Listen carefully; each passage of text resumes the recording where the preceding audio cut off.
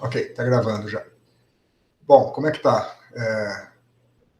Tanto a lista quanto os projetos. Como é que vocês estão? Eu, pessoalmente, assim, teve algumas aulas que eu não pude estar presente, e aí essa última lista eu tive algumas dificuldades, mas foi mais de questão de não ter pegado a matéria, assim, ter tempo para aprender. Mas questão, assim, da lista e dessa matéria nova, assim, acho que está tranquilo, por enquanto, eu consigo acompanhar. Tá, eu vi aqui a lista, falta só você entregar, inclusive. Sim, Tá, essa daí, infelizmente, não vai ter como entregar. ok. Gabriel, bom, antes de falar do projeto, Gabriel, como é que tá? Então, a lista eu consegui fazer praticamente tudo. A única coisa que eu deixei foi a animação do final da A2, que eu não estava conseguindo reproduzir ela. Tava dando muito erro, eu deixei quieta. Uhum. O resto foi tranquilo. A animação eu acho muito chato ainda. Eu acho que o Matplotlib para animação é muito ruim. E a gente não tem muitas alternativas fáceis de usar, né? Uma possibilidade. Aí depende muito se você trabalha no Linux ou no Windows. Se você está no Linux, tem várias ferramentas que podem te auxiliar nessa animação. Você pode salvar todos os frames como imagens, depois usar o FFmpeg, né, o encoder, para compactar essas imagens num arquivo GIF ou MP4. É fácil de fazer. No Windows também dá, mas é sempre um pouco mais difícil de fazer. Oi, Dora, tudo bem? Por enquanto eu estou aqui Olá. conversando para tirar dúvidas dos projetos e das listas. Gabriel, mais alguma coisa? Não? Da lista, principalmente? Não, tranquilo, né? Não, por isso não. Eu tinha uma pergunta do projeto, mas se quiser depois eu faço. Vamos passar, só perguntar, passar pela lista primeiro. Dora, você tem alguma... Eu vi que você já entregou a lista, mas tem alguma dúvida, alguma questão que ficou em aberto, que queira aproveitar agora, antes de a gente começar a aula? Eu fiz só o exercício 1, o 2 eu não estava dando muito certo, não. Tá. Qual que era o 2? Eu confundo, eu estou esquecendo a sequência aqui. O 2 era o de quântico, eu acho. Ah, tá. Ah, tá. O 1 é da corda, o 2 do split operator, né? Tá, ok. O 2 tem um pouquinho mais difícil, mas beleza. Depois, se você tiver tempo, tenta fazer, porque ele é interessante. Certo. Bom, se da lista ninguém tiver nenhum questionamento, vamos para os projetos. Como é que está o andamento deles? Gabriel, quer começar, que estava com uma dúvida? Eu estava fazendo... Eu usei um banco de dados que eu achei na internet, e eu acho que consegui encontrar uma IDO com o PyScience. Só que o problema é que com essa IDO eu não sei o que eu faço exatamente. O Jikuta. Não escuta? Aí eu consigo resolver ela e... tá. E aí você compara. Você pega a base de dados que você escolheu, né? Aí você usa o PyScience para encontrar a IDO. Então você tem ali uma série histórica, vamos dizer que a sua série histórica vai do instante de tempo 0 até 100, né? Então aí você obteve a IDO, agora você pega a IDO e roda com Rujikuta para fazer a evolução temporal lá do tempo 0 até o tempo 100. O mesmo intervalo que o PyScience, e ver se elas batem. A única coisa que você tem que tomar cuidado é de usar a mesma condição inicial. E você vai tirar a condição inicial lá do seu primeiro dado, né? Da sua base de dados. Você pega o primeiro ponto da base de dados e usa ele como condição inicial do Rujikuta e evolui, né? Quando eu falo Rujikuta, usa o Solve IVP do SciPy, né? Ok? Beleza. Aí você roda no mesmo período de tempo que você tinha ali da sua base de dados, para comparar a base de dados original com o Rujikuta executado. Não é para ficar idêntico, né? É para ter alguma flutuação, mas deve ficar muito parecido. E aí você vai verificar de fato, olha, essa IDO reproduz bem os dados. Uma vez reproduzido bem os dados, você pode agora fazer uma predição, rodar aquela EDO, não de 0 a 100, mas rodar de 100 em diante, roda do tempo 100 até o tempo 200, né? Aí você vai ter a evolução. Uma outra abordagem que é até mais interessante, pensa assim, você tem a sua base de dados com a série histórica de tempo 0 até tempo 100. Não usa toda a série histórica no PyScience, para fazer o treinamento, para encontrar a EDO no PyScience. Usa só metade. Usa só o intervalo de 0 a 50, por exemplo, para encontrar a EDO no PyScience, e usa o Runge-Kutta para resolver no intervalo em tempo, de 0 a 100. Então, de 0 a 50 tem que bater, porque o PyScience adequou a EDO àquele intervalo. Agora, se bater de 50 a 100, é mérito da EDO que funcionou, porque você não usou aquele segundo intervalo no treinamento da EDO. Sacou? Aí você vai dizer, olha, a minha predição está batendo com o que devia dar. Entendi. Isso seria bom, tipo, usar quantos dados? Porque eu usei, acho que, tipo, 30 dias de dados para testar mesmo, porque eu achei que ia ficar muito grande a EDO e acho que realmente ficou bem grande. Não, eu preciso ver qual a base de dados que você utilizou. Eu encontrei na internet um arquivo que era em Excel. Aí tinha, tipo, acho que era 10 anos de dados. Aí eu peguei, tipo, 30 dias só. Mas quais são os dados? Eu não sei, tem que olhar. Acho que são 4. Acho que é temperatura média, umidade, pressão. Mas eu coloquei só pressão, só temperatura média e umidade. Tá, então, se você pega só a temperatura média e umidade, você vai ficar com uma equação diferencial matricial 2x2, né? Isso. Agora, o tamanho da série histórica, 30 dias, 10 anos, não vai afetar o tamanho da sua EDO, vai afetar o tamanho do treinamento, né? Dos dados do treinamento, e quanto mais dados você coloca, mais tempo demora para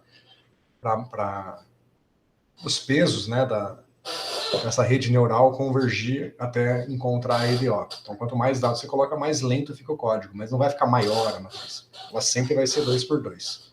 Uhum. Então, eu acho que você pode ir aumentando. Começa com 30 dias, então vamos pegar 60 dias. Roda 30 dias como treinamento e 30 dias como análise, né? Com essa separação de 2 em 2. E depois aumenta o período, roda um ano, e vê se fica muito lento. Como, né, a gente não sabe exatamente como que isso escala no seu tempo de CPU e de memória, para ser precavido, faz o que você fez mesmo, roda em etapas. Tá? Roda primeiro só um pedacinho, depois vai aumentando até ver se vai ficando bom. Tá ok? Beleza. Mas é isso, acho que tá bom. Pelo que você me falou, então parece que tá encaminhado, tá legal. Né? Só ver se funciona aí essa evolução temporal, mas acho que vai ser interessante. Mais alguma dúvida, não? Não, acho que é só isso mesmo. Tá. Tiago, alguma coisa a complementar, não? O meu tava testando aquele outro exemplo que você tinha enviado com Machine Learning. Só que eu tive um problema em instalar o Geoplot que ele usava. E até agora eu não consegui consertar. Na hora que eu vou instalar, ficou algumas horas lá. Aí ficou aparecendo um monte de lista do que ele tava fazendo. E no final tá falando que deu conflito com outros pacotes que já tinham na Anaconda. Isso é um problema do Anaconda. Tá? Eu nunca mais vou falar para um aluno usar o Anaconda. Nunca mais mesmo. É um negócio que me parecia mais fácil para quem está começando, só que tem tanto conflito de versão que deixa de ser fácil. É mais fácil se você só for instalar e usar o NumPy, Matplotlib e seguir a vida. Agora você começa a usar pacotes, os conflitos de versão são quase que imediatos e difíceis de resolver no Anaconda. E é melhor você desinstalar o Anaconda e instalar o Python segundo o meu tutorial lá, criando um ambiente virtual. Tem um tutorial lá no meu canal do YouTube. Eu acho que tem que ser aquela maneira, tá? É a maneira mais, de longe, mais eficiente para evitar esse tipo de coisa. Aí você pode controlar com mais facilidade as versões. Você cria um ambiente virtual e instala lá as versões que são compatíveis. Provavelmente nesse pacote que você está usando, se olhar na página dele, ele deve indicar as versões compatíveis, e aí você cria um ambiente virtual para esse projeto e instala a versão do NumPy, a versão do Matplotlib, ou o que for que seja, que é compatível com ele. Tá? Para instalar com uma versão específica, é só você rodar o pip install NumPy, aí você coloca igual e o número da versão, ele já instala naquela versão exatamente. Só que aí você tem que ver lá no site desse pacote para ver qual é a versão compatível. Tá? O Anaconda ele tenta resolver essas incompatibilidades, só que, cara, não funciona. Já tive problema com vários pacotes e é muito difícil resolver conflito de versão no Anaconda. Porque ele tem dois gerenciadores de pacote, né? Ele tem o pip, que é o nativo do Python, e ele tem um gerenciador de pacotes próprio, que é o Conda, e um conflita com o outro de uma forma inconcebível. Eu acho muito ruim. Eu tentei algumas vezes, mas nenhuma delas foi. Sempre dava. Sem começar a fazer um monte de operação durante bastante tempo, e no final sempre falava que estava dando conflito com as coisas. Aí eu não sabia o que fazer. Eu vou tentar fazer isso então. Tá. Bom, mas qualquer coisa, pelo que o Gabriel falou, do jeito que ele está fazendo, tá ótimo. Se esse outro método estiver dando muito trabalho, desencana. Tá? Tá. A não ser que seja muito interessante e você acha que vale a pena, mas... Não, eu achei bem legal pelo que tinha enviado lá, que ele fazia um gráfico certinho e a continuação do que ele previa. Só que eu não sei se vai dar certo ou não. Tenta fazer pelo Google Colab. Às vezes é mais fácil. Em vez de você tentar consertar a sua instalação, roda no Google Colab. Tá bom. Tá? Bom, beleza. Francisco e Dora, como é que tá o projeto? Tá pronto já? Tá indo bem. A gente conseguiu resolver o labirinto. Uhum. Tá. Bom, resolveu de forma otimizada? Oi? Resolveu como? Que método que você usou? A gente discutiu vários métodos antes. Você 3 seguiu métodos. aquela... 2 métodos? 3. 3? Você Raise fez o walk, né? Uhum. verificando, restringindo a posição anterior. E restringindo a posição anterior e verificando se já foi passado por ali, em algum momento. E aí, se já passou, ele dá preferência para um caminho que ele não passou ainda. Tá, ok. Aí a gente fez 3 labirintos, um 6x6, um 10x10 e um 20x20. Tá ótimo. Vocês não usaram nem as threads que a gente discutiu e nem recursão? Ainda não. A gente vai inserir as threads agora. Tá. Bom, eu falei threads ou recursão porque, conceitualmente, em termos da implementação, elas são muito parecidas, tá? Claro que as threads são mais interessantes, mas a recursão teria uma dinâmica muito semelhante, só que não seria em paralelo, né? Mas, bom, beleza. Se for fazer threads, melhor ainda. Tentem fazer a threads e a gente vê. Então, beleza. Está encaminhado. Tem nenhuma dúvida, nenhum problema? Professor, peguei o finalzinho aqui. Essas threads, tem como você falar de novo, rapidinho, sobre como que você quer que a gente aplique as threads no labirinto? Só insistir, né? Na primeira parte do curso, vocês fizeram os projetos de vocês e eu fiz a minha versão de todos os seus projetos para me adiantar e tirar dúvidas e tal. Nessa daqui eu não estou fazendo isso, então eu não tenho a minha versão do labirinto aqui. E, então qualquer sugestão que eu estou te dando é de lembrança da vez que eu implementei isso 15 anos atrás. Então, né? Pode ter falhas nas minhas sugestões, então tomem cuidado. Com threads, o que eu acho interessante é você começa com uma única thread, e vai seguindo um caminho. Deixa eu abrir o tablet aqui e desenhar. Para cada bifurcação, cria uma outra thread. Isso. Uhum. Basicamente é isso. Peraí.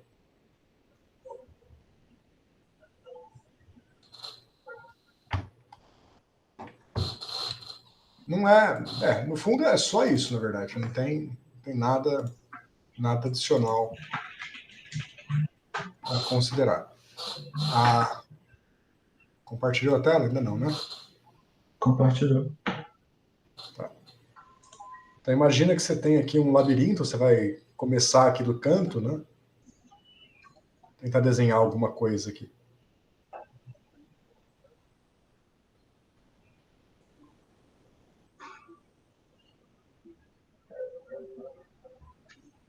Sei lá, alguma coisa... Desenhei torto, né? Perdão. Deixa eu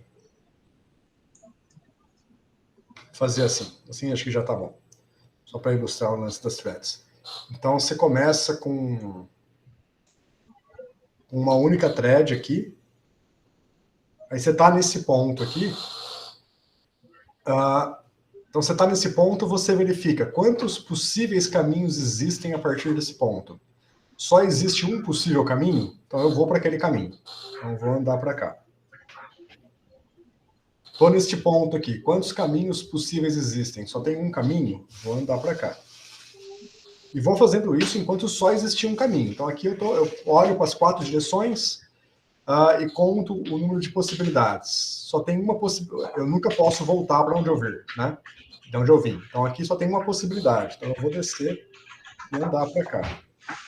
E mesma coisa, vou seguir até chegar aqui.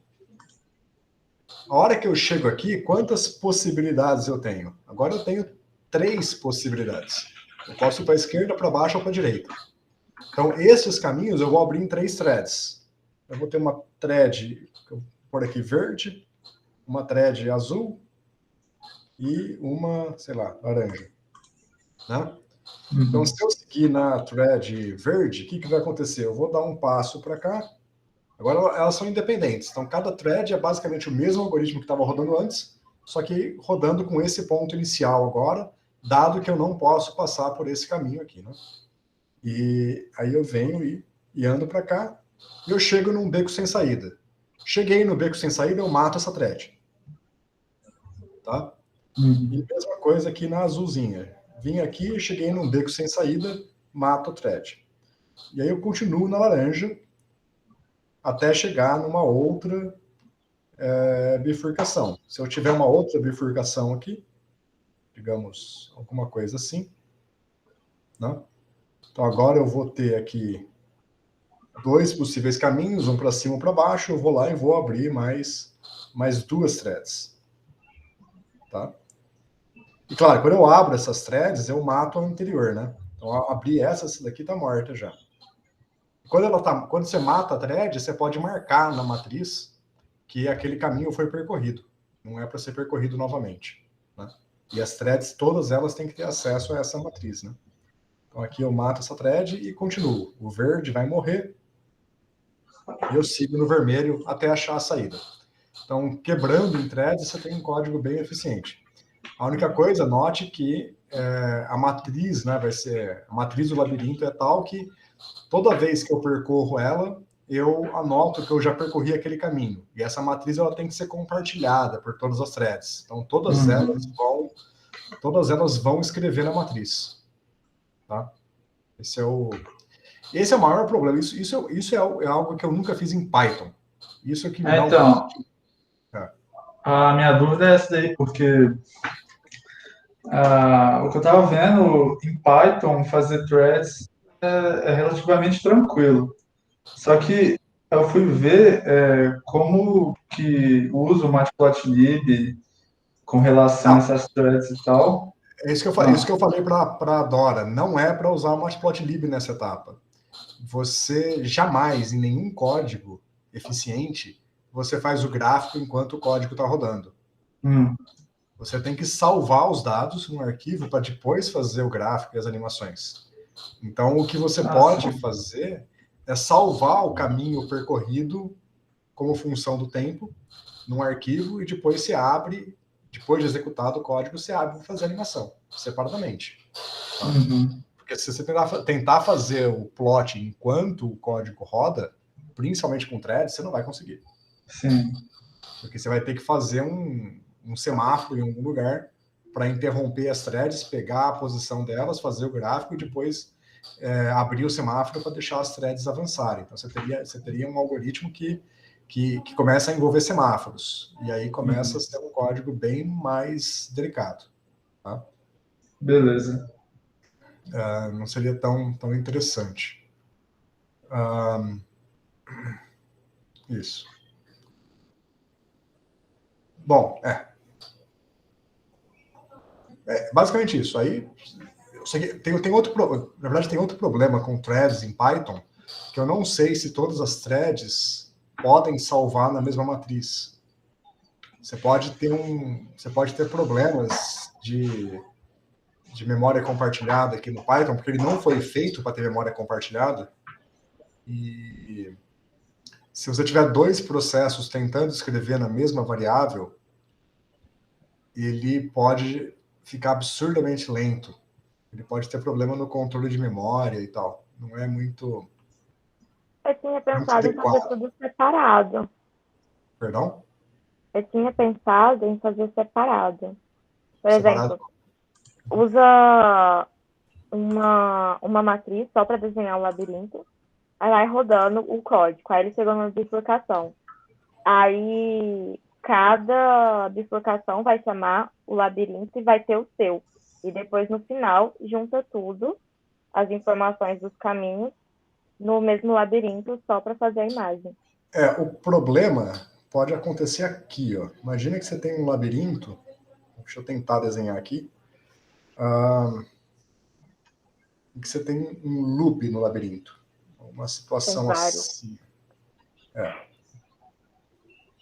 Bom, eu vou fazer um labirinto quadrado, porque é fácil de desenhar, tá? E suficiente para ilustrar o problema.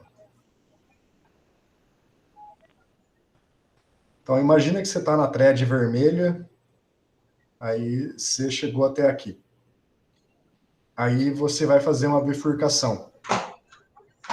Então, você vai ter a thread laranja, vai percorrer esse caminho, e você vai ter a thread azul percorrendo este caminho aqui. Aí, a thread laranja vai separar, tem uma outra bifurcação aqui, ela vai separar na thread azul, verde. Aí a thread azul verde vai chegar aqui, eu vou trocar para uma thread roxa, que vai subir. Estou plotando só as threads relevantes, tá? Quando a thread roxa chegar aqui, pode ser que ela se quebre numa thread, sei lá, vermelha de novo, e volte aqui. Mas aqui, por aqui, a azul já passou. Então, como é que você garante que nessa bifurcação aqui você não vai perder tempo percorrendo um caminho pelo qual a azul já passou? Então, você tem que ter uma comunicação entre as threads, né? Você tem que ter uma matriz comum onde está salvo a informação de por onde cada thread passou, e isso exige uma sincronização dos dados. Isso que é o perigo no Python.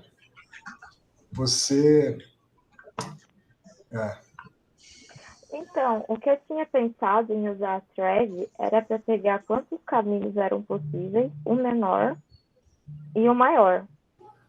E uma média de quantos passos levava.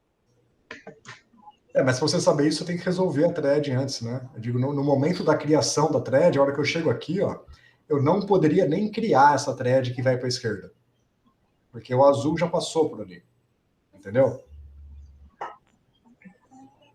No meu caso, eu tinha pensado em só descartar quando acontecesse isso. Mas como é que você verifica que isso aconteceu? Entendi. Só ia jogar pro lado. Então tem uma dificuldade aqui em identificar isso se você não tiver uma memória compartilhada. Isso aqui é muito fácil, entre aspas, de fazer se você tem memória compartilhada. Agora, sem memória compartilhada, e memória compartilhada no sentido de que todos os processos podem ler e escrever naquela memória. E tipicamente no Python os processos podem ler, mas não é adequado todo mundo ficar escrevendo na mesma matriz. Porque o garbage collector do Python vai se confundir todo. Você pode ter memory leak. Eu acho que não vai ter, tá? Eu acho que não vai ter memory leak. Eu acho que o garbage collector do Python não vai se confundir se você escrever zeros e uns na matriz, todas as threads escreverem zeros e uns na matriz, desde que você não crie uma matriz nova, desde que você sempre atualize aquela matriz. Então você escreve só num elemento da matriz, você nunca substitui aquela matriz por outra, você só escreve no elemento. Eu acho que não vai ter problema, mas Python e multiprocessing são coisas que não andam muito bem lado a lado, e eu tenho medo de dar algum pau aqui que eu não esteja vendo. Mas é o processo de aprendizado, vamos ver, tenta fazer, tá? E se der pau, a gente sabe que Python e multiprocessing são meio complicados mesmo. Se não der pau, beleza. Tá tudo de acordo com o esperado, que você não tá, eu não acho que não tem aonde estar bagunçando a memória. O problema acontece quando você tem uma matriz, digamos que tem uma matriz M, M igual a NumPy array, tarará. Se você faz M elementos 5, 4 igual a alguma coisa, você está escrevendo naquele elemento de matriz, está escrevendo na memória, mas você não está mudando a alocação da matriz. É a mesma matriz, você só mudou um valor interno dele. Agora, se você tem uma matriz M e você escreve em algum lugar do código, em uma das threads, você sobrescreve a matriz M inteira. Você faz de novo M igual a NumPy array, tarará, ou você faz M igual a qualquer coisa. Basicamente, se você tem M colchetes I, J, né, é igual a alguma coisa, você está alterando só o elemento de matriz IJ. Isso não é para dar problema. Agora, se algum lugar do código, no código de multiprocessing, você escreve M igual a alguma coisa, não interessa o que vem aqui do lado. Tá? Isso daqui é que pode dar problema, porque aqui você está desalocando a matriz anterior e alocando uma matriz nova.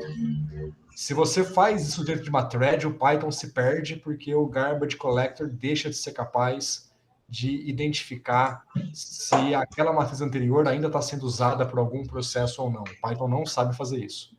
Ele só sabe fazer isso no processo single thread. Tá?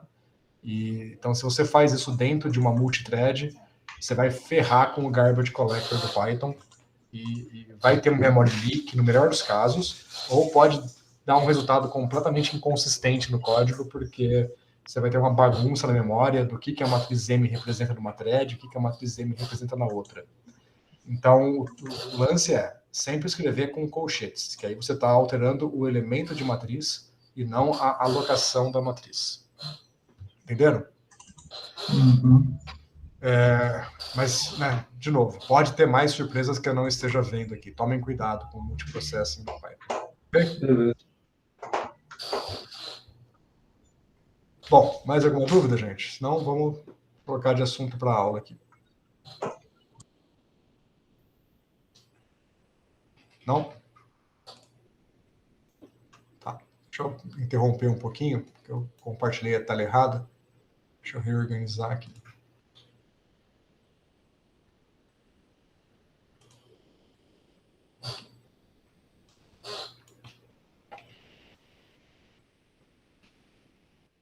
Bom, antes de eu compartilhar a tela de novo, vou aproveitar que eu desfiz o compartilhamento aqui. Eu queria falar um pouco de novo com vocês sobre as eigenfaces, né, as autofaces. Na aula passada a gente discutiu um pouquinho melhor o lance do PCA. Vocês têm alguma dúvida sobre o que a gente discutiu do PCA? Ficou mais claro? Alguma coisa ainda ficou em aberto que é difícil de entender? Não?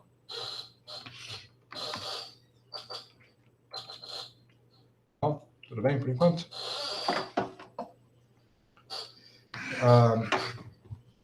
Ok.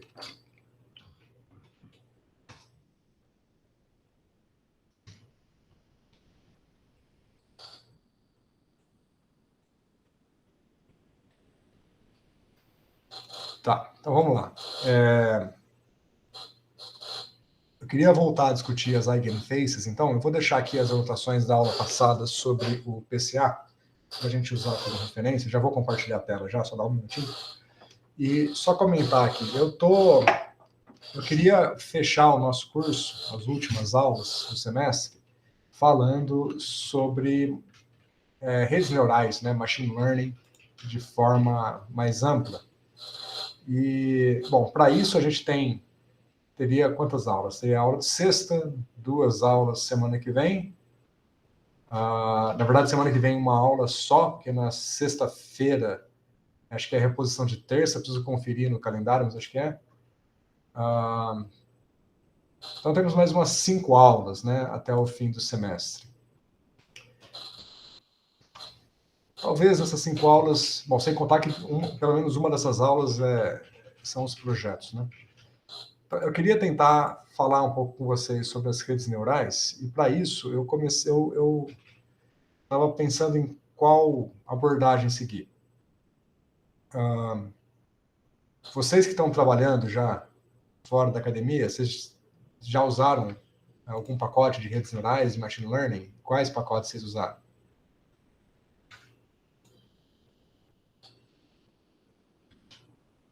Ou ninguém nunca usou nada de machine learning, nada de redes neurais? Gabriel e o Thiago estão estudando um pouquinho agora para o projeto, mas os outros? Eu, pelo menos, nunca usei. Dora também não? Não, nadinha. Tá. Mas como eu sei que vocês estão trabalhando por fora também, eu imaginava que vocês já tivessem usado alguma coisa. Então, não. Então, eu pensei no seguinte. Eu não consegui acabar o meu código ainda, mas temos mais algumas semanas de aula, de repente eu consigo acabar. Tem um livro que eu achei muito interessante. Tem aulas no YouTube, só que as aulas do YouTube não estão completas. Ele está mais ou menos na metade e ele está lançando uma aula a cada 2 meses. A aula é baseada no livro, e o livro dá para comer. O livro é caríssimo para comprar, mas tem um PDF disponível na internet. O livro chama Neural Networks from Scratch in Python. Então, redes neurais a partir do zero em Python, né? E eu achei bem interessante a abordagem, porque é muito semelhante ao que eu faço aqui no curso, né? A gente aprende Euler e Runge-Kutta para depois aprender a usar o Solve IVP. A gente estuda profundamente a FFT para depois usar os pacotes prontos, e sempre assim, né? Eu aprendi assim e eu passo para vocês assim. A gente aprende a fazer a nossa versão para depois usar a versão de alguma biblioteca mais eficiente que já foi desenvolvida por profissionais que estudaram profundamente esses métodos e fizeram de forma mais eficiente do que a gente está disposto a implementar, né? E o cara fez basicamente isso. O livro inteiro é sobre como construir redes neurais usando pacotes básicos do Python. Então, o único pacote que a gente vai precisar é o NumPy para fazer tudo, né? É interessante as aulas dele, só que as aulas dele são baseadas num público-alvo que não são físicos. Tem até gostaria de mandar um e-mail para ele dando uma bronca, que ele inclusive fala em algum momento dos vídeos que não é nem necessário fazer faculdade, fazer uma universidade para aprender redes neurais e trabalhar com isso. Só que aí, ao longo do vídeo, ele fica ensinando o que é produto escalar, o que é produto de matrizes, o que é log, o que é exponencial. E, pô, cara, se o cara tivesse feito uma facudadezinha de churuca, o vídeo dele ia ser 10 vezes mais curto, né? Não preciso ficar falando para vocês o que é produto escalar, o que é produto de matrizes, log e exponencial. Então tem muita coisa lá que é perda de tempo. Basicamente, eu fui avançando as aulas dele extremamente rápido, porque o único problema mais técnico com relação a isso é que ele enfia no meio dessas discussões as partes importantes. Então, ele começa a fazer uma discussão extremamente superficial que vocês não precisariam ouvir, só que lá no meio tem algo importante, da onde vai ser usado aquilo. Então você acaba tendo que ouvir um bando de besteira. O cara ensina derivada no meio das aulas, né? Só que você tem que ouvir, porque ele vai falar onde aquela derivada vai ser importante. Né, é meio maçante. Então eu estou pensando no futuro fazer a minha versão dos vídeos dele, só que adicionar um termo a mais aí, né, para físicos. Dado que você já sabe a álgebra linear e cálculo básico, vamos fazer o resto, né, sem ficar passando por trivialidades o tempo inteiro. Mas, sim, fora isso, gostei da abordagem dele, que ele realmente está implementando a rede neural do zero, usando, no máximo, o NumPy, né, para fazer, e vai usar o NumPy para fazer o produto de matrizes, produto escalar e coisas desse tipo, né. Então, eu acho que eu queria fazer isso com vocês nas próximas aulas, a gente ir fazendo etapa por etapa, mais ou menos na sequência que ele passou, só que sem passar por essa parte maçante de trivialidades. Aí a brincadeira é construir uma rede neural, fazer a propagação, calcular o erro da rede neural, e aí a última parte, que é a parte mais delicada, é você fazer o backpropagation, que é basicamente usar algum método de otimização para encontrar os coeficientes, né, os pesos e os bias, que é basicamente o treinamento da rede, otimizar esses coeficientes para minimizar o erro. Isso é um processo um pouquinho mais delicado, então você tem vários métodos para fazer isso. E essa é a parte que eu não fiz ainda. Então eu preciso fazer para ter certeza de que a gente consegue fazer isso em 3 semanas, coisa assim, né? Mas eu acho que dá. Vocês estão bem... acho que já estão bem treinados, dá para a gente fazer juntos isso de repente, né? Então hoje eu queria falar um pouco, só para fechar essa questão do Eigenfaces, que é até bom para a gente ver essa parte de álgebra linear e fundamentar. A gente vai precisar de algo parecido com isso para fazer a nossa análise. Eu pensei em usar essa rede neural que a gente mesmo vai escrever para fazer um códigozinho de classificação simples, pegar o mais tradicional possível, pegar um bando de fotos de gatos e cachorros e tentar treinar a máquina para identificar o que é gato, o que é cachorro. Tá? Estou um pouco de dúvida se vai dar tempo, mas vamos tentar fazer. Se não der, pelo menos 90% da rede neural a gente consegue entender até o fim do curso. Ok? Vou passar o link dos vídeos dele, se vocês quiserem se adiantar, e mando o livro dele em PDF também. Só que o livro dele é uma bíblia, tá? É um negócio absurdamente gigante. Então, E tem essas coisas maçantes que o cara fica ensinando derivada, trivialidades que a gente pode pular. Então, tem que ler sabendo disso, pulando etapas que são bobeiras. Beleza. Então, antes de falar sobre essa rede neural, Queria falar alguma coisa, alguém? Ouviu um barulhinho aí? Não, eu só ia perguntar se esse livro aí, você falou que ele é muito grande, ele vai de um nível básico até um nível, assim, bom já? Legal. Ele é muito grande, mas realmente tem uma quantidade de detalhes bastante aprofundada. Ele vai complicando a vida e vai avançando. Acho que os vídeos dele no YouTube vão ser muito úteis quando ele acabar de colocar tudo. Né? Só tomar cuidado de, né, colocar no fast forward e pular as partes que vocês já conhecem, porque realmente vocês vão ver que chega a cansar ele ficar explicando o que é produto escalar. Né? O cara coloca lá... Quanto tempo que é cada vídeo desse? Meia hora. Mas se você pular, é 10 minutos. Se você pular as besteiras, é 10 minutos. Tá? Assim, então, todo crédito para ele, mas assim, o que me incomoda é ele falar que não precisa fazer faculdade. Tá? Dado que se a pessoa tivesse tido um curso de álgebra linear, a vida seria muito cálculo e álgebra linear, fora toda a física que vocês conhecem. Vocês vão ver que... Mas é interessante vocês verem esse vídeo também, exatamente por esse conceito. Lembra que eu falei para vocês no começo do curso que valoriza-se muito o papel do físico nessa linha de trabalho? Exatamente porque a gente identifica essa quantidade de trivialidades que o cara está falando, que para muita gente não é trivial. E para a gente, cara, que perda de tempo essa discussão. Então, acho que isso talvez dê uma noção para vocês da onde se valoriza tanto a formação do físico quando vai entrar em redes neurais. Né?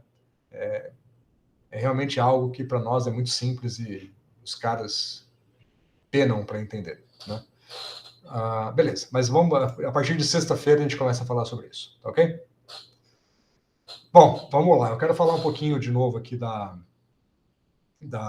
do Eigenfaces. Vamos ver se a gente entende. E aí, de novo, qualquer detalhe, vocês, por favor, me interrompam, porque aqui eu queria que a gente entendesse realmente o maior nível de detalhes possível. Eu acho que, dado que vocês entenderam bem o PCA na aula passada, o que vai ser que a gente tem que focar aqui para compreender é mais as transformações que eu estou fazendo e o formato dos dados. Como é que eu estou pegando o formato dos dados de imagens e convertendo para os nossos dados no formato do PCA mesmo. Tá? Perdão. Então vamos lá. Só para recapitular, aqui está um resumo, né, do que a gente tinha visto do PCA. Então, lembrando que tudo é baseado numa matriz de covariância, e essa matriz de covariância vai ser tal que a gente sempre vai escolher os nossos dados com média zero, então a matriz de covariância é só a média do produto, está, né, padronizando as médias em zero, e a interpretação da matriz de covariância é essa daqui. Eu tenho um certo conjunto de variáveis, x e y. Para cada variável, eu tenho um conjunto de amostras, então eu tenho n amostras de duas variáveis, né? Essa é a minha matriz M. Eu tenho a transposta, e aí eu vou calcular essa matriz K, que vai ser a minha matriz de covariância, como sendo a M transposta vezes M. Naturalmente, isso dá uma matriz 2 por 2, né? Se vocês fizerem o produto da transposta por ela, pega os índices externos, né, 2 por 2, e esse produto vai ter essa cara, né, x quadrado, y quadrado, xy, xy. Se eu tivesse 3 variáveis, ficaria 3 por 3, 4 variáveis, ficaria 4 por 4, e assim por diante. Né? E aí eu estou interessado em identificar os autovalores e os autovetores dessa matriz de covariância. Os autovalores vão me dar a confiabilidade do meu resultado, então a intensidade do alto valor dividido pela norma, que vai ser o traço da matriz de covariância, né, vai me dar basicamente o quanto de informação que aquela componente principal me traz sobre o sistema. Então, o que me interessa são os maiores autovalores, lembrando que se eu estou usando o NumPy, Linalg, AIGH para resolver esses autovalores, os maiores autovalores vão ser os últimos, enquanto que em muitos tutoriais sobre PCA, o pessoal flipa isso, né? Inverte, coloca os maiores autovalores primeiro. Só uma questão de ordenação do vetor. Então aqui, o que mais nos interessar vão ser os últimos, a gente vai sempre do último para trás. Tá?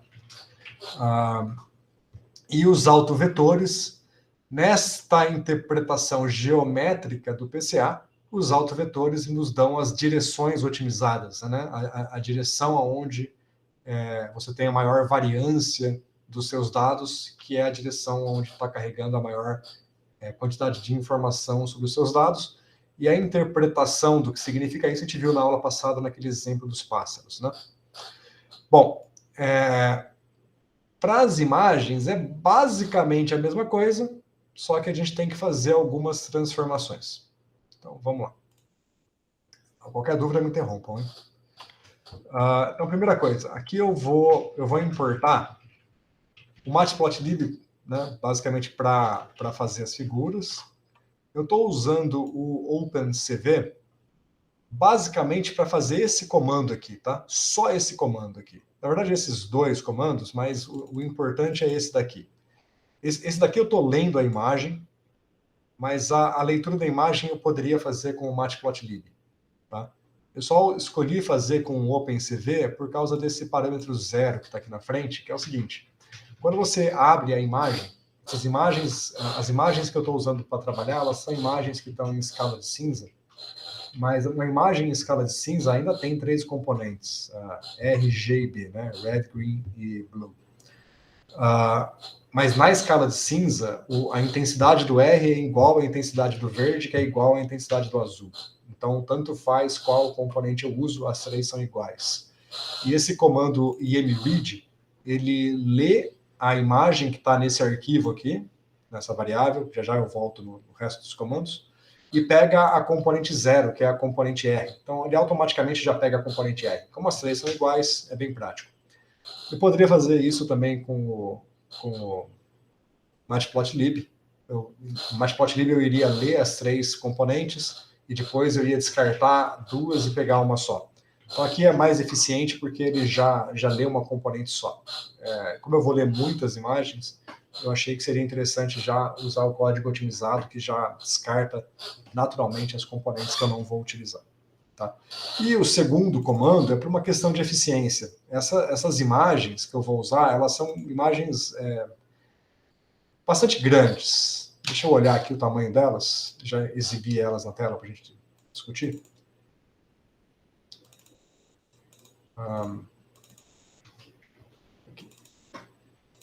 Então, cada uma dessas imagens, quer ver? Elas têm tamanho...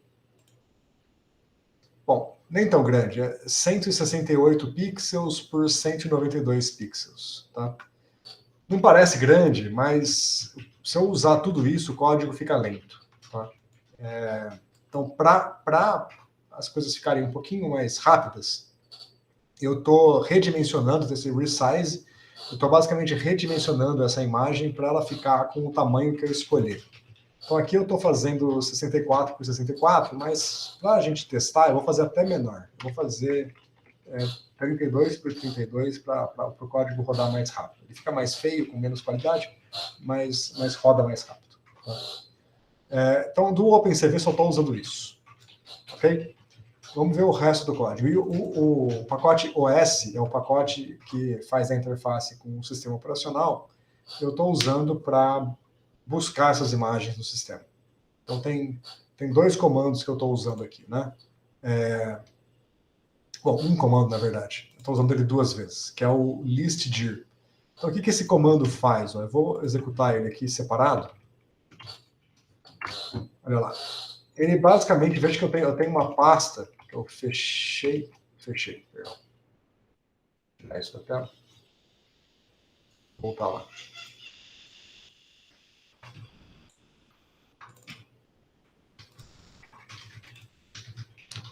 Então aqui, eu estou nesta pasta, aí eu tenho aqui essa pasta cropped Yale, que é o arquivo com as imagens, né? E dentro dele eu tenho várias subpastas, né? Yale B01, B02. Então, esse comando aqui, listdir, é basicamente o comando ls do Linux ou o comando dir do Windows, né? Ele vai listar os arquivos. Então, aqui no Linux, se eu abrir o terminal, é a mesma coisa que o comando ls. Ele vai listar as pastas. Vai listar as pastas dentro da pasta cropped Yale, né? Então, tá aqui. Ele me retorna uma lista onde cada elemento é uma pasta nesse diretório cropped Yale. Ok? Bom, aí eu vou fazer um loop para cada folder na lista de folders, né? O S de plural aqui. Então, para cada pasta, eu vou definir aqui um caminho, que é a pasta cropped Yale, mais cada uma daquelas pastas. E esse barra no final é só para ter certeza que termina com barra. Se ficar com 2 barras, não é problema. Tá? Aqui quando você vê que ele não coloca a barra no final. Então é bom colocar essa barra aqui, porque depois eu vou anexar ainda o nome do arquivo. Então eu vou fazer agora, então para cada pasta, né? Então eu estou aqui na pasta Yale B01, eu vou fazer de novo, vou rodar de novo o comando listdir para listar os arquivos dentro desta pasta. Então eu vou ter esse bando de arquivo aqui. Badjoe, wslog, yale.info, e aí tem as imagens. Veja que todas as imagens terminam com PGM, que é o formato da imagem. Então, para cada arquivo nesta pasta, eu estou verificando se os últimos 3 caracteres do arquivo são PGM, mas os últimos 11 caracteres não são ambiente PGM. Por que eu faço isso? Porque aqui dentro da pasta tem um arquivo ambiente PGM que eu não estou utilizando, que é basicamente o background preto. Então, esse eu não vou utilizar. Então, eu estou excluindo. Então, eu quero arquivos que terminam com PGM, mas não terminam com ambiente PGM. Então, se o arquivo é desse tipo, eu vou ler esse arquivo com o OpenCV e ele vai me retornar um arquivo IMG, que é basicamente uma matriz com essa imagem. Aí eu vou redimensionar essa matriz para um tamanho menor, 32 por 32. Aqui eu estava imprimindo o tamanho para verificar, não precisa mais. E vou rodar esse comando flatten. Então aqui é o primeiro comando mais delicado, que é o comando flatten. Então o que esse comando vai fazer? Vamos fazer ele aqui separado, né? Só para lembrar aqui. Se eu pegar... Ele está chegando atrasado aí, mas tudo bem. Se eu pegar esse arquivo aqui, ó, e rodar, pegar um...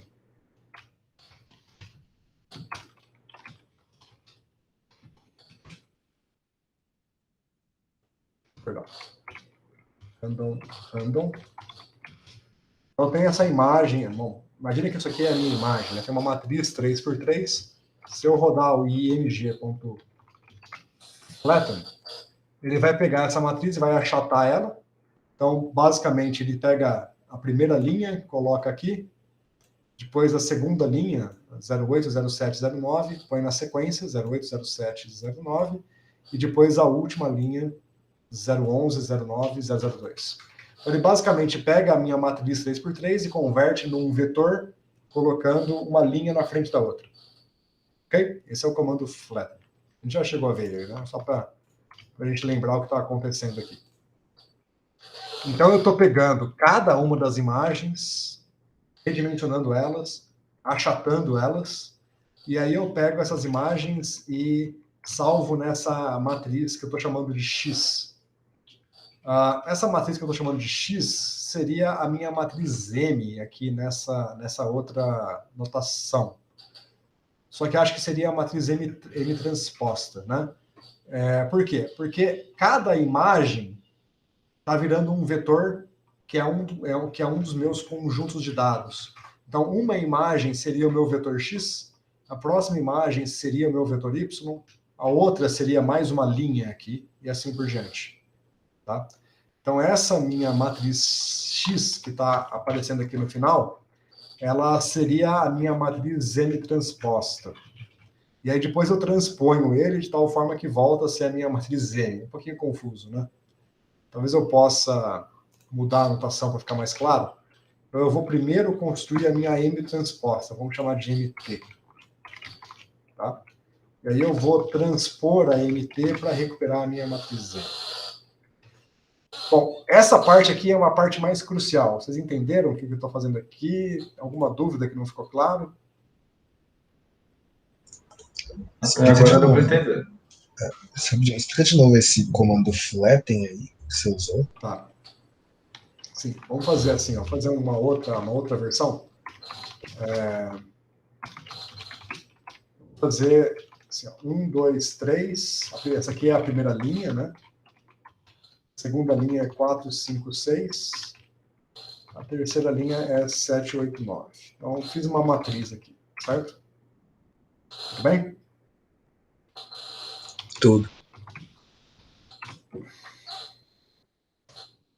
Olhando para a tela, deu para entender o que ele faz agora? Tá. Ele... Acho que Colocou uma entendi. linha na frente da outra. Basicamente peguei a linha 1, 2, 3, estava aqui. Agora eu peguei a linha 4, 5, 6, coloquei aqui. Peguei a linha 7, 8, 9 e coloquei aqui. Certo? Então, Certo. em termos da imagem, é como se eu fizesse o seguinte. Deixa eu ir uma tela aqui para frente. Imagina que eu tenho uma imagem com pouquíssimos pixels. É uma imagem de 3 por 3 pixels. Tá? Então, essa é a minha imagem. Tem 3 por 3 pixels. Então, eu estou pegando... Bom, imagina que a minha imagem é uma bola. É essa bola aqui.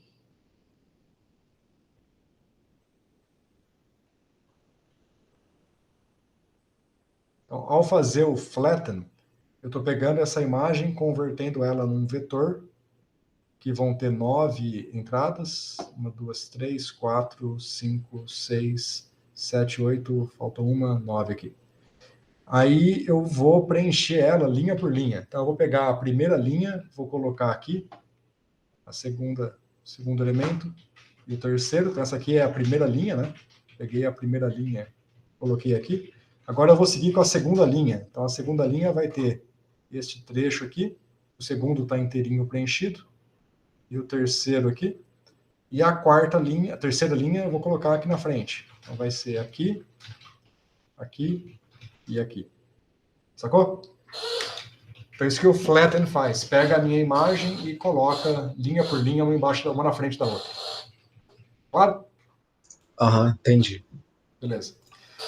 Então é isso. Então, cada coluna da minha matriz M, ela é uma imagem diferente, só que é a imagem achatada. Eu transformei de 2D para 1D usando o comando flatten.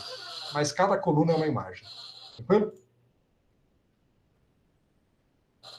Bom, aí eu vou fazer o seguinte. Eu vou pegar, agora a matriz é a matriz M, né?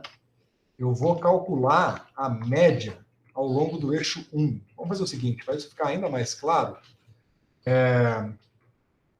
vamos fazer assim, vamos voltar, vamos construir a matriz M assim, ó. Do jeito que eu tinha feito antes, escrever de novo, não devia ter apagado. Ótimo, acho que assim está ótimo. Então, tem aqui, imagina que essa é a minha matriz M, tá? Então, uma imagem é o 147, a outra imagem é o 258, a outra imagem é o 369. Aqui eu fiz 3x3, mas tamanho é arbitrário, né? Vamos ver o que o comando média faz, ó. Este comando aqui. E aí, o que ele faz?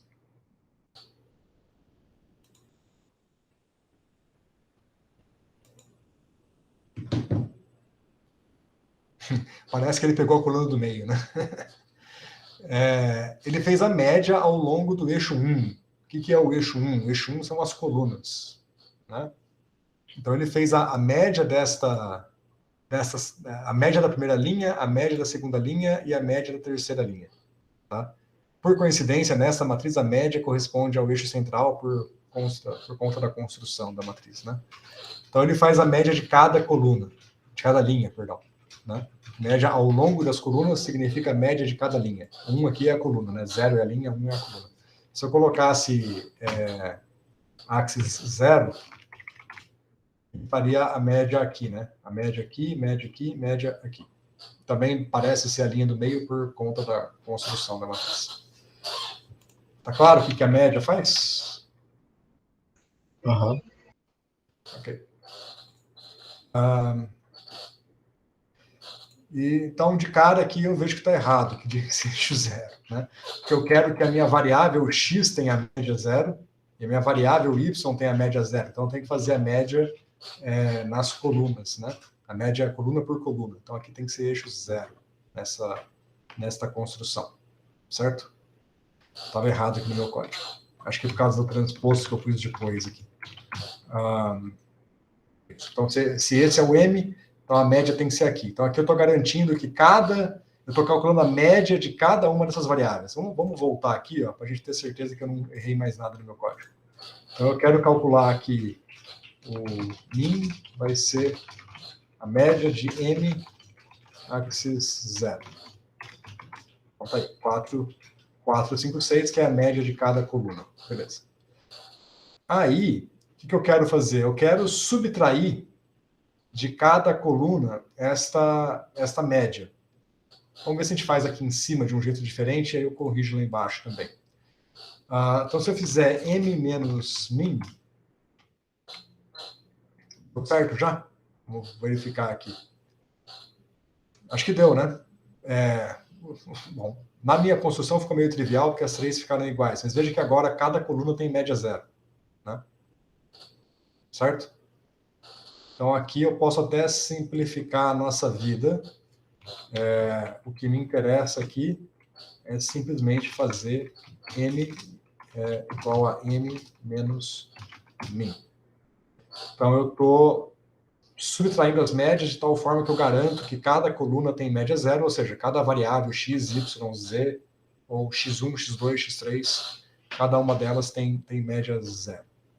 Ok? Beleza, então temos média zero. A segunda parte é que eu vou calcular o desvio padrão. Então, esse STD é o desvio padrão. Então, vamos fazer aqui M igual a M menos min. Então, agora a minha matriz está assim. E vamos calcular o desvio padrão dessa matriz M. Se eu faço assim, agora está errado por causa da transposta. Tem que escolher o eixo aqui também.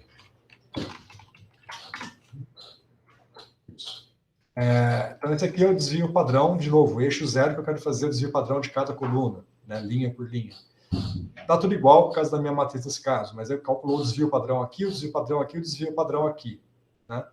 E tá isso, é 2,44. Então, vamos salvar isso aqui como sendo, como é que eu chamei ali? Chamei de STD mesmo, Standard Deviation. Né? Eu tenho aqui o desvio padrão.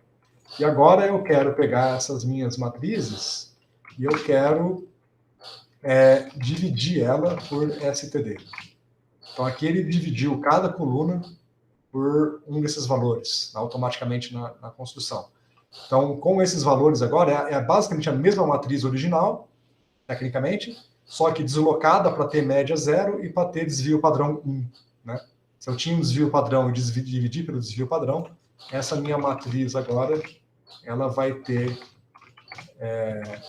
média zero. Opa, acho que eu rodei 2 vezes, né? Deixa eu executar de novo. Aí a média. Okay. E o desvio padrão. Então, se eu calcular agora a média de M ao longo do eixo zero, a média de cada coluna é zero, e se eu calcular o desvio padrão, é 1 em todas as colunas. Então, eu normalizei a minha matriz M, certo? Então, vamos corrigir o código aqui embaixo. Então, aqui eu poderia simplesmente fazer... Aqui faltou o x0. Isso aqui é porque eu editei o código e não tinha transposto aqui antes, então acho que algumas coisas mudaram. Mas é isso. Então, aqui eu estou fazendo igual lá em cima, então eu estou normalizando, né, a minha matriz para ter média zero e desvio padrão 1. Só tomar cuidado que agora a matriz se chama M, para ficar igual às notas ali. E vamos ver o formato dessa matriz. Vai ler, está lendo todas as imagens. Então, está aqui. Eu tenho uma matriz que tem tamanho 1024 por 2414. O 1024 é o 32 ao quadrado, porque eu peguei a imagem e eu linearizei ela. Então, se for comparar com as minhas notas aqui do lado, o 1024 é o N. E o 2 é agora 2414, que é o número de imagens que eu tenho. Então, agora é como se eu tivesse, em vez de x e y, pense em x1, x2. Então, eu tenho x1, x2, x3, x4, x5, x7, até x 2414. Então, em vez de ter 2 dados, eu tenho 2414 dados. O que implica que a minha matriz de covariância vai ter tamanho 2400 por 2400. Sacaram? Tem um truque aqui que é inverter essas duas coisas, mas não vou falar desse truque agora não. Vamos tentar seguir na linha que está aqui nas notas de aula. 2400 é grandinho, mas dá para levar. Ok. Uma outra coisa que eu vou fazer é calcular a matriz, a imagem média. Vamos ver se do jeito que está aqui vai dar certo agora, mas eu acho que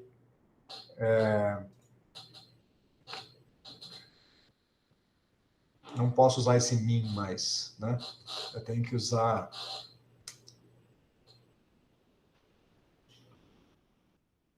Eu tenho que usar a matriz M. Eu mudei o código agora. Eu tenho que pegar a matriz M. Então, lembrando que eu tenho que fazer... A matriz M é essa daqui, onde cada linha é uma imagem. Eu tenho que fazer a média agora do jeito que estava antes. Eu tenho que fazer a média nas linhas. Tá? É ao contrário agora. Então, a cara média vai ser a média da matriz M, mas agora no eixo 1. Então, o que esse cara está fazendo? Eu estou pegando a minha matriz M e fazendo a média, mas agora linha por linha, ao invés de coluna por coluna. Então, eu vou fazer a média das imagens, não a média de cada imagem.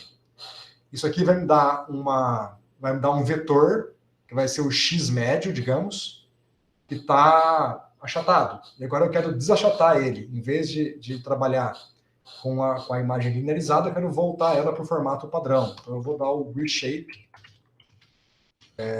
SZ, para desfazer o flatten. Né? Ele vai fazer o oposto do flatten. Então aqui eu tenho a minha imagem média. Aqui pode ter ficado um pouco confuso, vocês entenderam?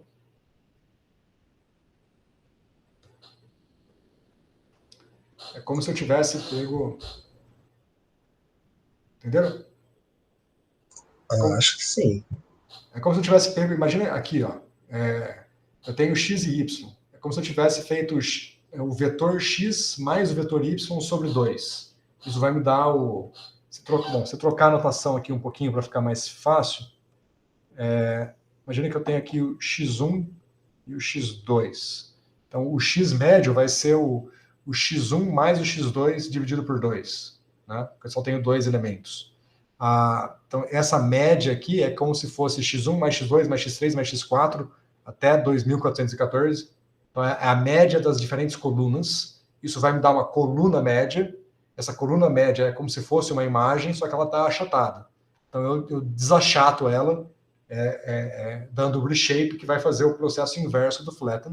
E aí eu estou só plotando o que deu isso. Então, isso deu a imagem média. Então, é a média daquele bando de imagem que eu tenho lá. É como se fosse, de fato, uma média de cada imagem, de cada matriz que eu tivesse lá. Mas como elas estavam linearizadas, eu faço a média delas linearizadas e depois deslinearizo, né? Dou o reshape para voltar para o formato padrão. Então, essa aqui é a cara média. Só para a gente lembrar como que é a estrutura, né? O legal é que a cara média dá uma cara, né? Porque os olhos, nariz e bocas de todas as imagens estão alinhadas, né, na base de dados. Então você está somando aqui várias coisas e deu uma cara média. Veja que está com baixa resolução, 32 por 32 pixels, porque eu escolhi isso daqui, né? Senão ficaria mais pesado o código. Ok. Próxima etapa. Do jeito que está aqui, eu acho que eu vou reescrever, porque do jeito que está aqui, eu estou usando um truque para inverter as matrizes. Então, vamos refazer essa parte.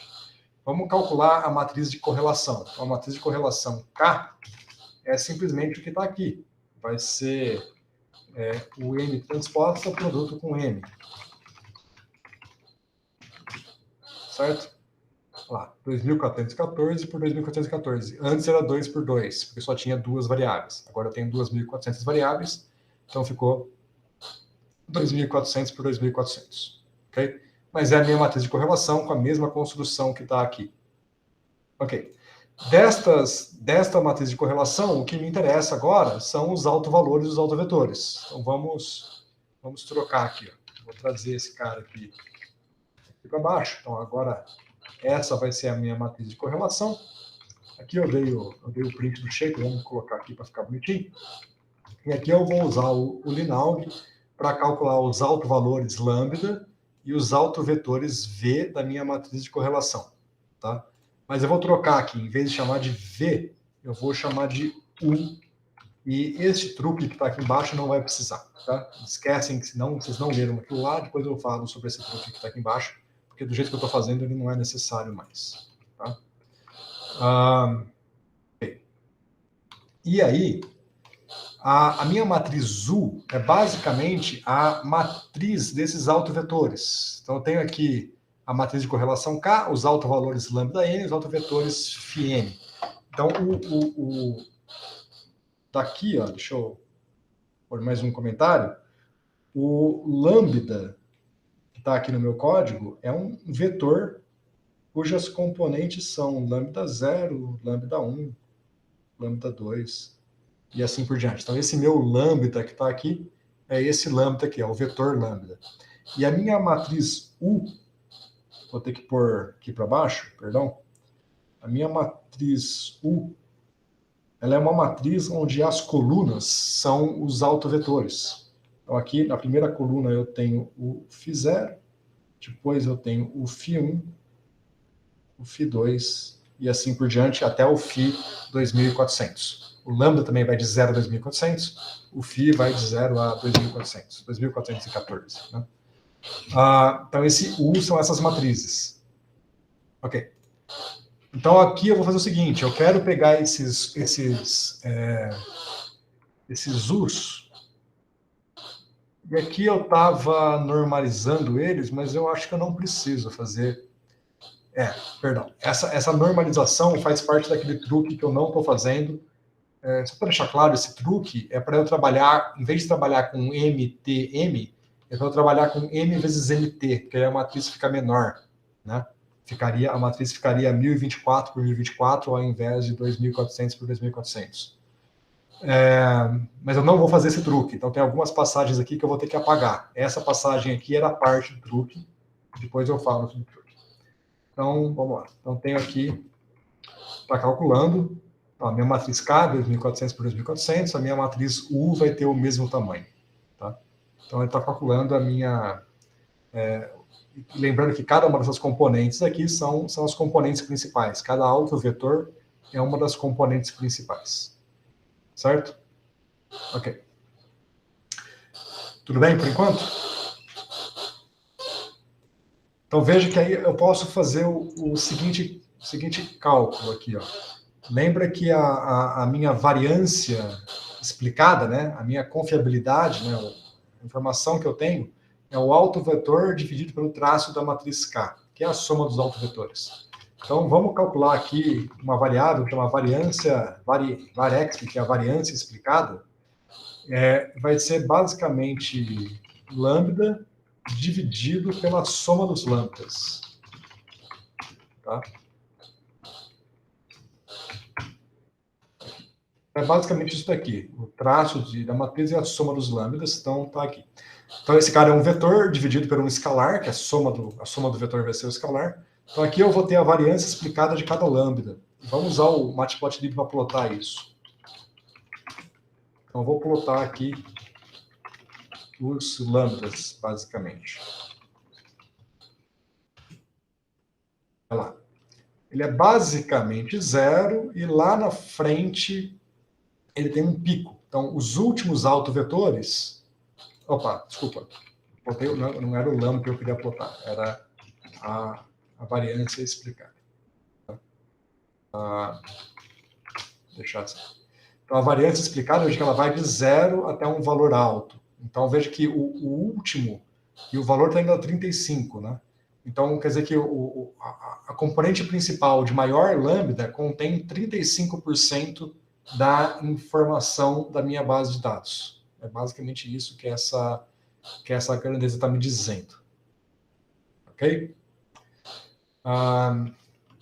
Ok. Vamos olhar agora para quem são essas componentes principais. Então, de novo, antes a gente tinha aqui duas componentes principais, Psi0 e Psi1, que são os autovetores da minha matriz de covariância, e a gente tinha essa interpretação, que elas me diziam, tinha essa interpretação geométrica, que ela me dava o eixo de maior variância, então é o eixo que continha mais informação do meu sistema, e lá no exemplo dos pássaros a gente viu que a primeira componente principal me dava uma ideia do tamanho do pássaro, que era a soma do peso com altura e tamanho das asas, né? Então me dava uma ideia geral de tamanho. Mas essa interpretação ela vem a posteriori. Primeiro você calcula a componente principal, depois você olha para ela e interpreta o que ela quer dizer, e nem sempre a interpretação é clara, nem sempre é possível de fato interpretar, mas é bom dar uma olhada nela.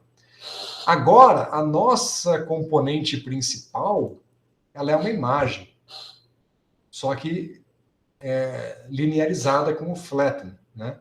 Então, a nossa componente principal seria um autovetor de K, seria basicamente uma construção de uma imagem, uma decomposição das imagens. Então, deixa eu voltar atrás aqui, ó, fazer o paralelo aqui de novo. Antes, só para ficar condizente com o que tinha ali em cima, os nossos eixos eram o eixo x1 e x2, né?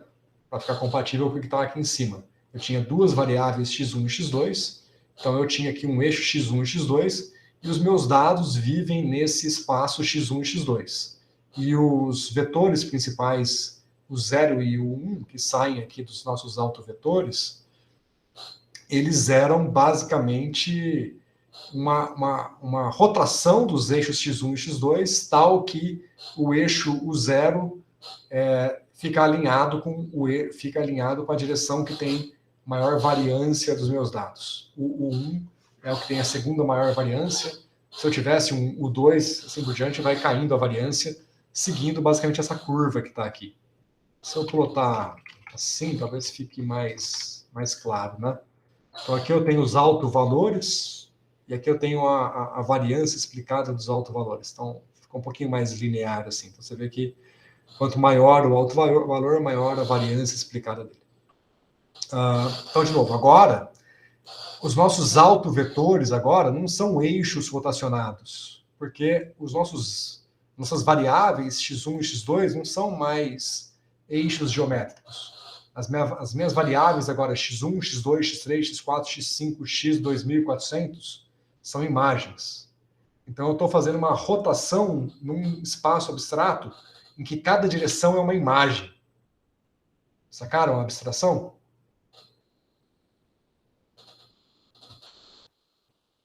Sim, não? Essa abstração que é difícil.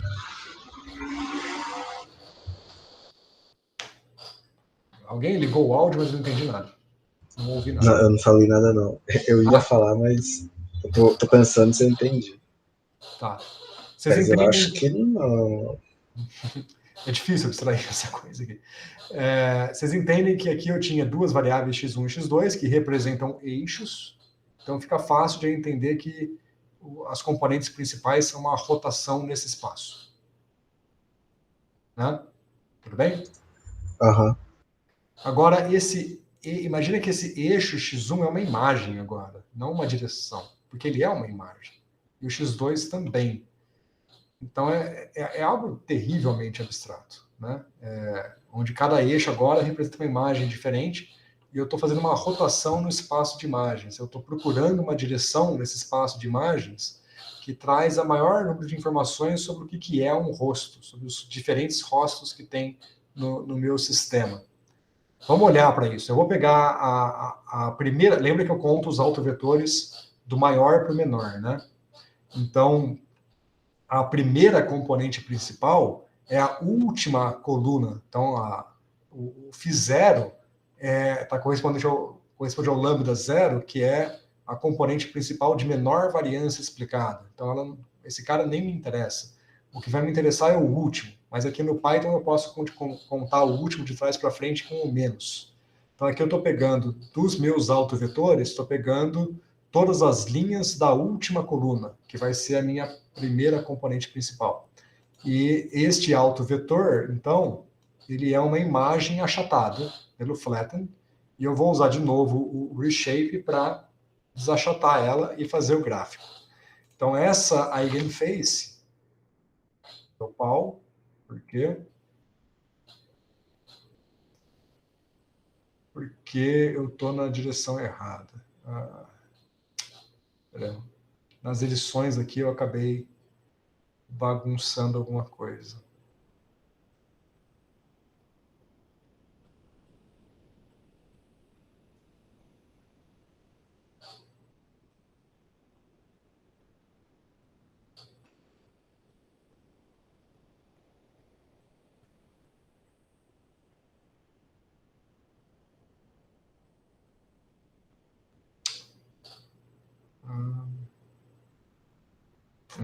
Fiz bagunça nos dados aqui, gente. Tentando editar as coisas para ficar mais simples. Eu baguncei as imagens. Aquele truque que eu estava querendo evitar, ele é útil. Deixa eu... Quando vocês pensam na abstração aqui, só apagar essas ações que eu tinha feito aqui. Aquele truque lá é útil.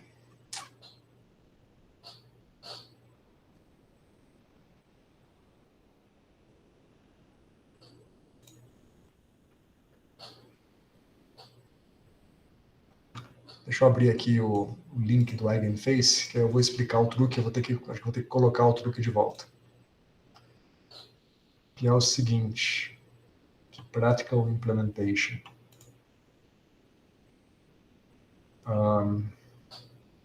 Tem um código MATLAB aqui.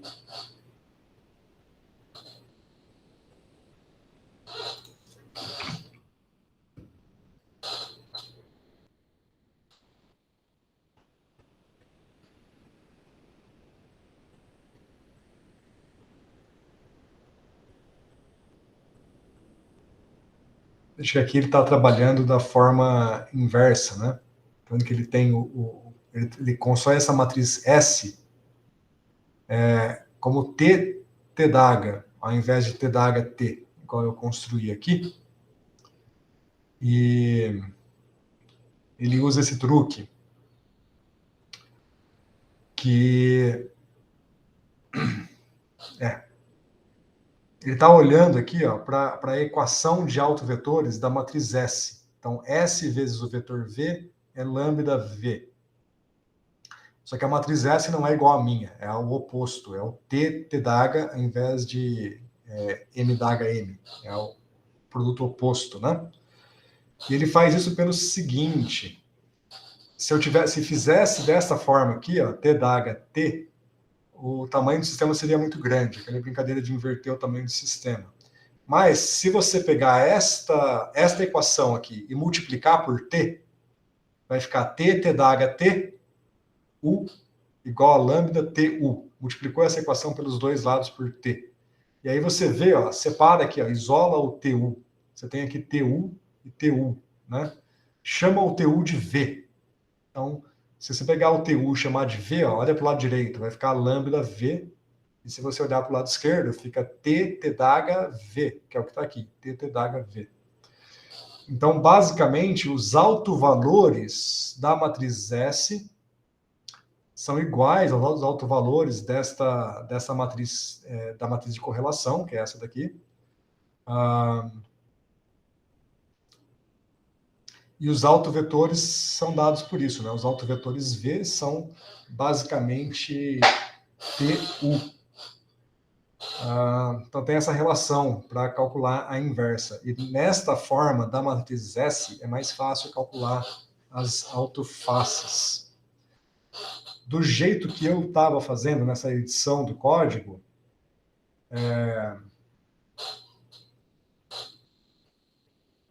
os autovetores a gente tem que tomar um pouquinho de cuidado. Deixa eu ver só como ele está definindo aqui em cima. Não está definido, aqui não está tão bom. Mas eu preciso inverter essa relação para calcular as autofaces. Se eu olhar para o código dele, deixa eu ver, está dando reshape nas faces, calculando as médias, subtraindo, calculando a covariância, os autovalores e pegando aqui os autovetores. Mas aqui já está aqui implicitamente já está na forma inversa lá.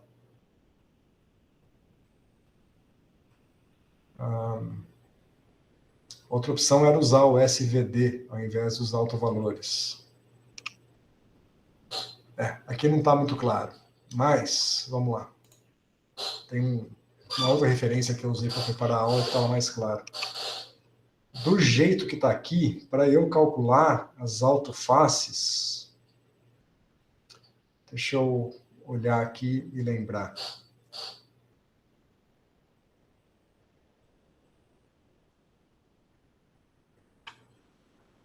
Minha U é 2400 por 2400. Deixa eu vou tentar fazer o seguinte, vou fazer uma matriz Z, só para ver se é isso mesmo que eu estou lembrando, que vai ser o M vezes o U. E vamos usar o Z para pegar as autofaces e ver se sai.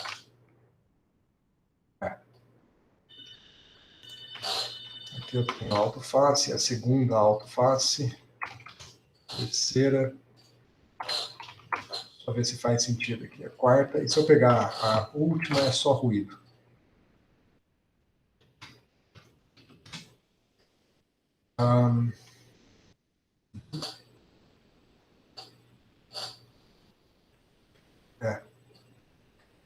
Eu acho que tá certo, tá, gente? Eu tô fazendo o seguinte, eu tô...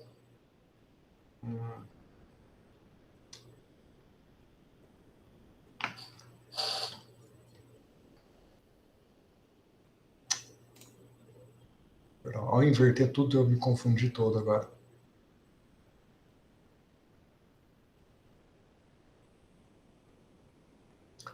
Os autovetores são autovetores da matriz K, que é essa daqui que a gente construiu. Agora, para calcular as autofaces, eu tenho que multiplicar pela M de volta. Deixa eu ver se isso faz sentido.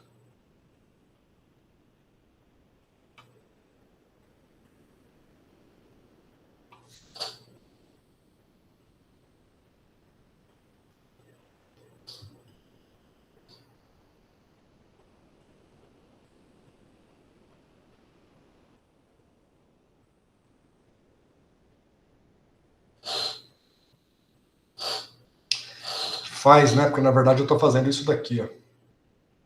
Essa etapa que estava faltando.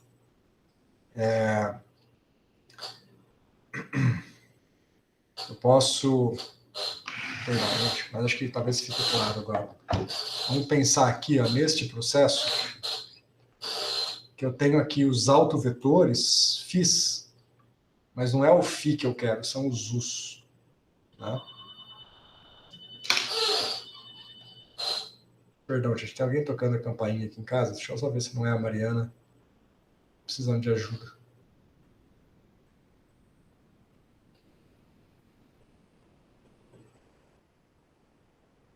Não, não é.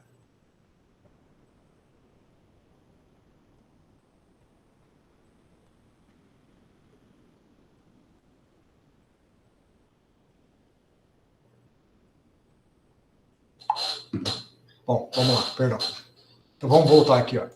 Desculpa pela interrupção. Coisa de aula remota, né? Trabalhar de casa. Então vamos lá. Então tem a matriz K, esquece o Eigenfaces, que acho que vai ser mais fácil entender por aqui.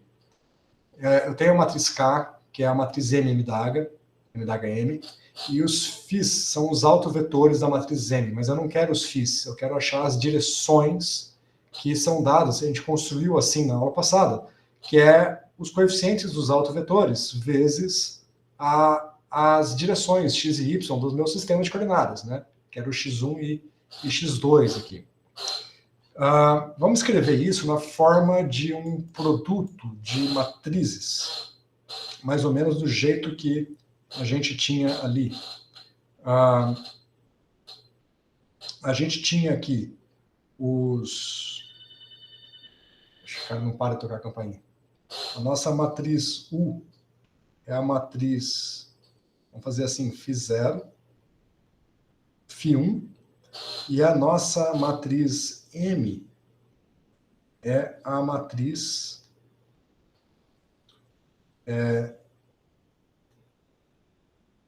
X e Y, né? Então, o que eu estou fazendo aqui é o produto MU. Então, vamos lá. Se eu fizer o produto MU, vai ser basicamente esse produto da coluna X, coluna Y, né? Lembrando que essa matriz aqui tem tamanho N por 2. É isso? A M é N por 2, né? Isso. Vezes a matriz U, φ0, φ1, que tem tamanho 2 por 2. Então, o resultado vai ser N por 2 também. E o que vai ser esse resultado? Olha, vai ser esta linha vezes esta coluna, próxima linha vezes próxima coluna, né? Cada linha dessa matriz, são duas linhas, né? Não, duas colunas, perdão. Cada linha dessa matriz vezes essa daqui vai me dar a matriz N por N, que vai ser basicamente o produto da coordenada X vezes a componente, a primeira componente dessa matriz, a coordenada Y vezes a segunda. Então, basicamente, está fazendo uma conta parecida com essa daqui, né?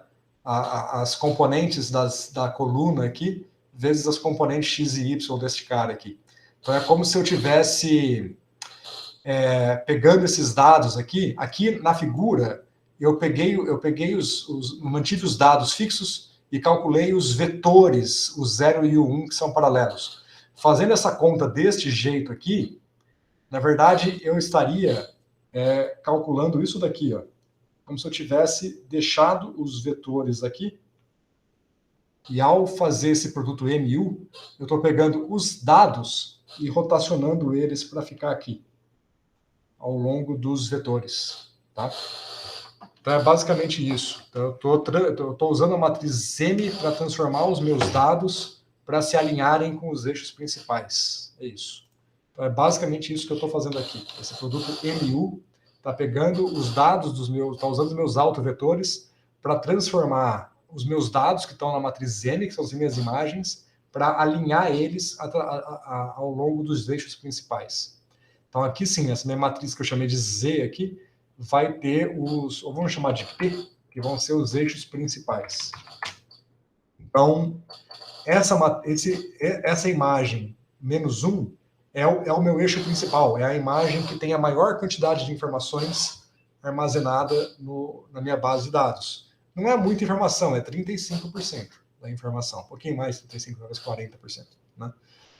Mas o que ela já me diz? Ó, tem um formato de um rosto aqui, claramente visto, e ela é escura de um lado e branca do outro.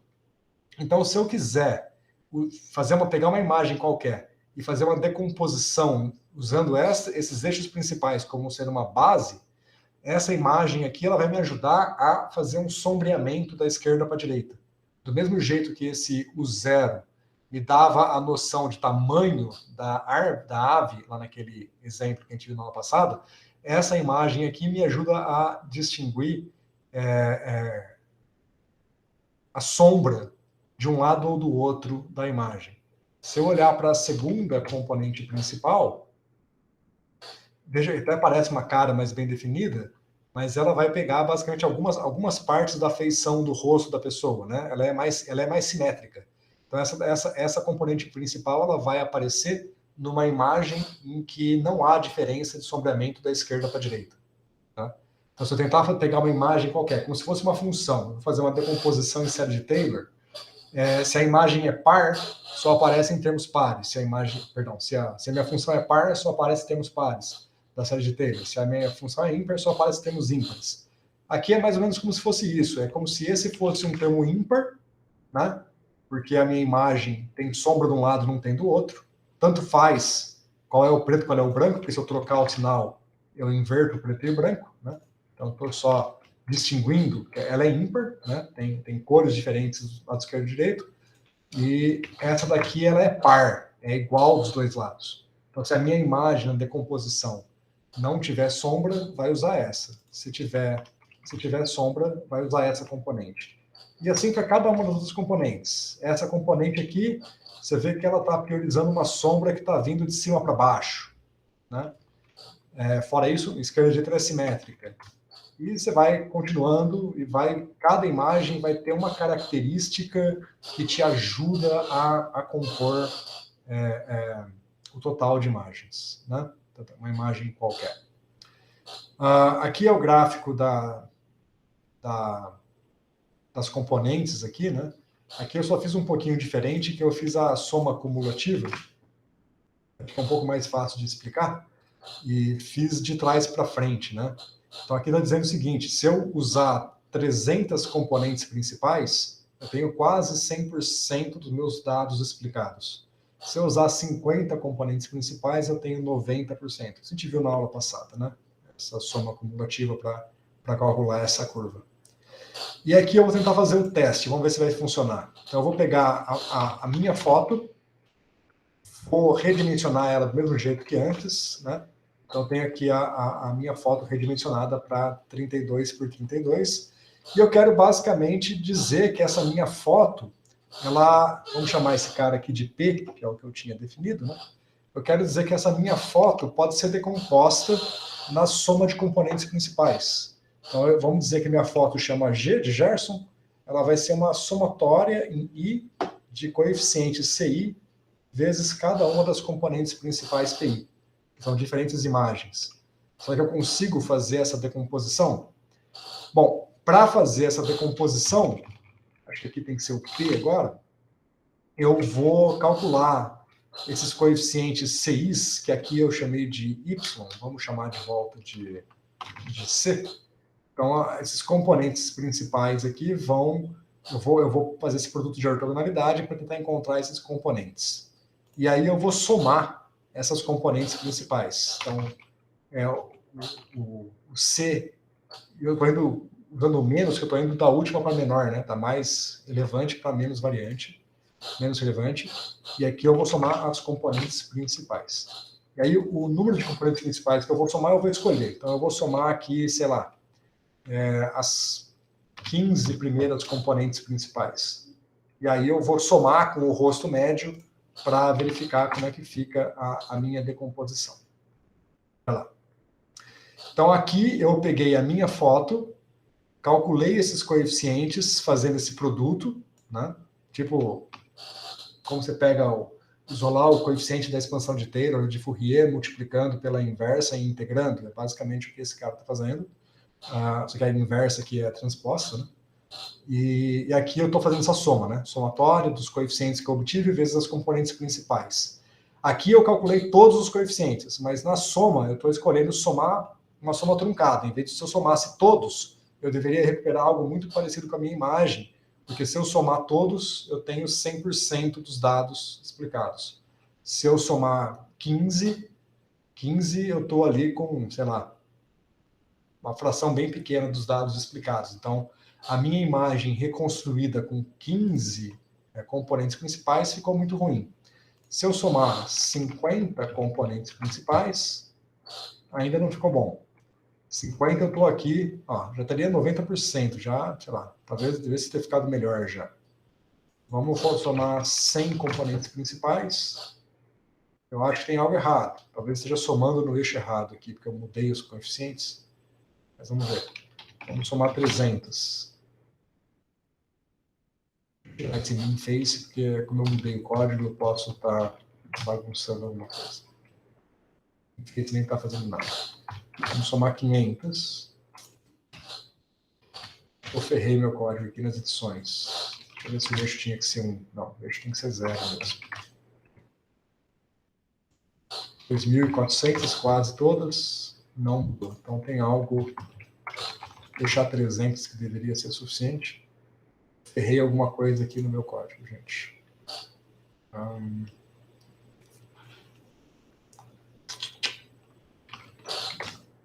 Ferrei alguma coisa mesmo. Baguncei a minha configuração.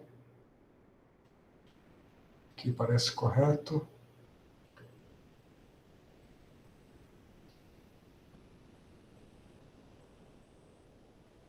O pior é que parece correto. Shape, a projeção. Suficientes. Os componentes principais estão aí, são os P's.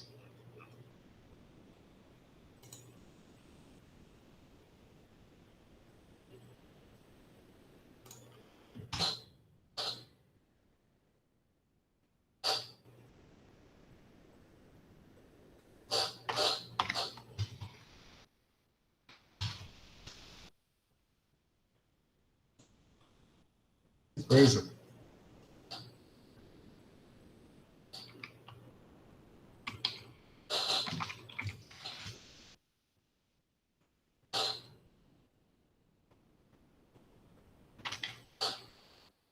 Pode ser.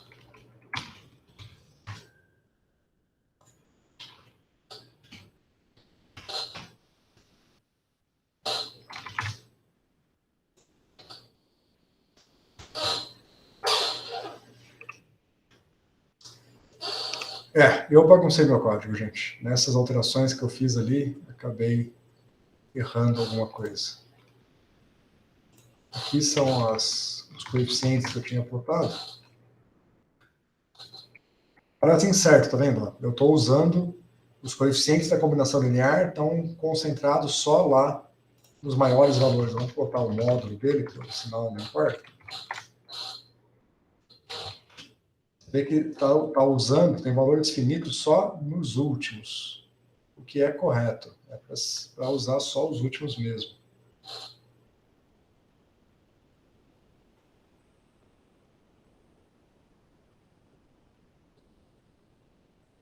E se eu usasse 500, já deveria estar ótimo, né? O resto é 0, que é o que eu estava fazendo aqui. 500 componentes principais, já deveria aparecer o meu rosto aqui. Deixa eu testar com um rosto do próprio... Esse aqui é um rosto que está na base de dados, então o meu código deveria ser completamente capaz de reproduzir exatamente essa base de dados com poucas componentes principais. Vou deixar 500 só por via das dúvidas. Como reproduziu, tá vendo? Então tem algum erro mesmo.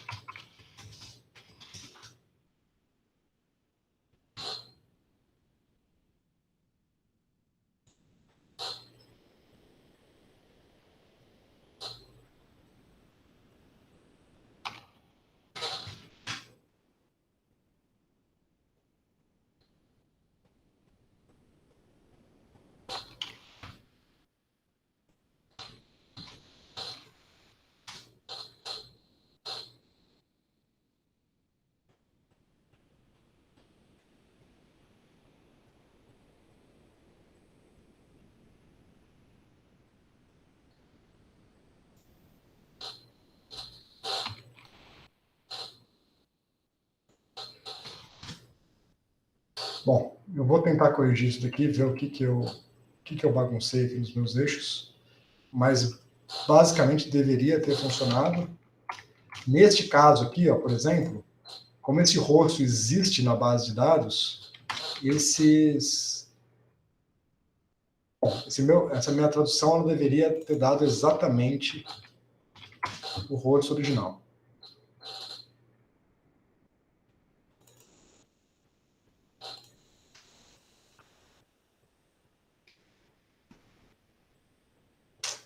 Não sei o que está errado, gente. Vamos parar por aqui, que já passou do horário.